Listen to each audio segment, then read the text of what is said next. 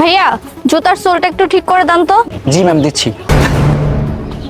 এখান থেকে 20,000 টাকা তুলুন, বিকাশ পিন 313336।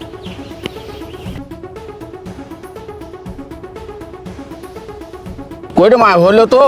উফ বাবা দেখো না আমার চোখে যেন কি গেছে, খুব জ্বলতেছে। দেখি দেখি বাবা, দেখি। কই রে মা, কিছু তো নাই চোখে, আমি তো কিছু দেখতে পাচ্ছি না তো। বাবা দেখো জ্বলতেছে, কিছু একটা আছে। ম্যাডাম হয়ে গেছে।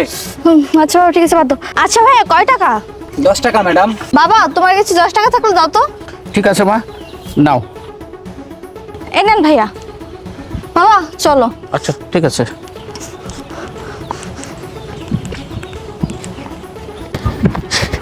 ভাইয়া এই যে একটু আগে যে একটা ম্যাডাম জুতা ঠিক করতে এসে একটা ফোন দিয়ে গেছিল টাকা তোলার জন্য, ওই ফোনটা আমাকে দিন, ওইটা আমাদেরই প্ল্যান ছিল।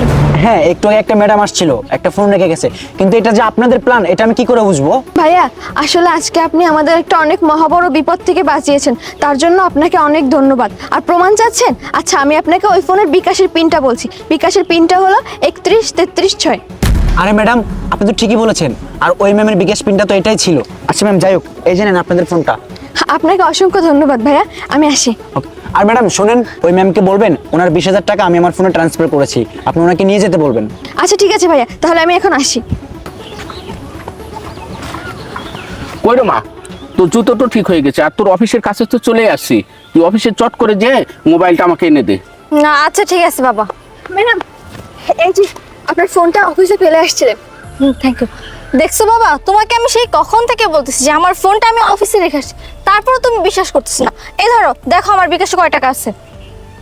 আরে মা, তুমি তো ঠিকই বলছো, তোমার বিকাশে 1 টাকাও নাই, আর তুমি এত বড় কোম্পানিতে চাকরি করো, তোমার বিকাশে টাকা নাই কেন? এই ধর তোর ফোন, শুধু শুধু আমার সময়টা নষ্ট করলি, যা বাসায় যা। সে টাকাগুলো আমি কই পাই এখন? প্রয়োজন হলে আমি চুরি করব, তারপরও টাকা আমাকে ম্যানেজ করতেই হবে।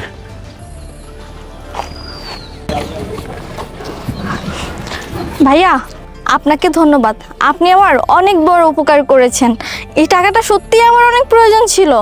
না না ম্যাডাম, ঠিক আছে, কিন্তু ম্যাডাম আমাকে একটা কথা বলেন তো, আপনার সাথে যে লোকটি ছিল ওই লোকটি আপনার কি হয় ম্যাডাম? ওই লোকটি আমার বাবা হয়। আচ্ছা ম্যাডাম, উনি যদি আপনার বাবাই হয় তাহলে আপনি ওনার সাথে এমন কাজটা কেন করলেন? এমনটা কেন করলাম শুনবেন? তাহলে শুনেন। আমি কখন থেকে বলতেছি মা যে 20,000 টাকা আমাকে দে, কিন্তু টাকাগুলো তুই দিচ্ছিস না কেন? আরে বাবা আমি বারবার বলছি আমার কাছে কোনো টাকা নেই, তারপরেও কেন তুমি টাকা চাচ্ছ? মা তুমি কেন মিথ্যা কথা বলতেছো? আমি নিজ কানে শুনছি তোর মাকে তুই বলছিস আমার বিকাশে 20,000 টাকা আছে, সে টাকাগুলো আমাকে দে মা। বাবা আমি সকালে মাকে বলেছিলাম যে আমার বিকাশে টাকা ছিল, কিন্তু এখন আর নেই, ওই টাকাটা আমি খরচ করে ফেলছি। কি এতগুলো টাকা তুই সব খরচ করছিস? এটা আমার বিশ্বাস হয় না। তোর ফোন আমাকে দে, আমি চেক করে দেখবো, তারপর এখান থেকে আমি যাব। ফোন?